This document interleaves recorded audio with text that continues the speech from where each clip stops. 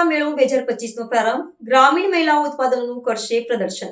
નવી દિલ્હીના મેજર ધ્યાનચંદ રાષ્ટ્રીય સ્ટેડિયમ ખાતે સરસ આજીવિકા મેળો 2025નું આયોજન કરવામાં આવ્યું છે, જે 5 સપ્ટેમ્બરથી 22 સપ્ટેમ્બર સુધી ચાલશે। કેન્દ્રીય ગ્રામીણ વિકાસ મંત્રાલય દ્વારા આયોજિત આ મેળો ગ્રામીણ મહિલાઓના સ્વસહાય જૂથોને તેમની કલા અને ઉત્પાદનો પ્રદર્શિત કરવા અને વેચવા માટે એક રાષ્ટ્રીય મંચ પૂરું પાડે છે। આ મેળામાં દેશના 31 રાજ્યો અને કેન્દ્રશાસિત પ્રદેશોના સ્વસહાય જૂથોની 400થી વધુ મહિલાઓ ભાગ લઈ રહી છે।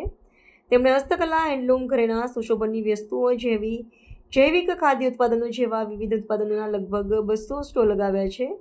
આ મેળો માત્ર ખરીદીનું જ સ્થળ નથી, પરંતુ શહેરી નાગરિકોને ગ્રામીણ જીવન અને સંસ્કૃતિનો અનુભવ કરવાની તક પણ આપે છે।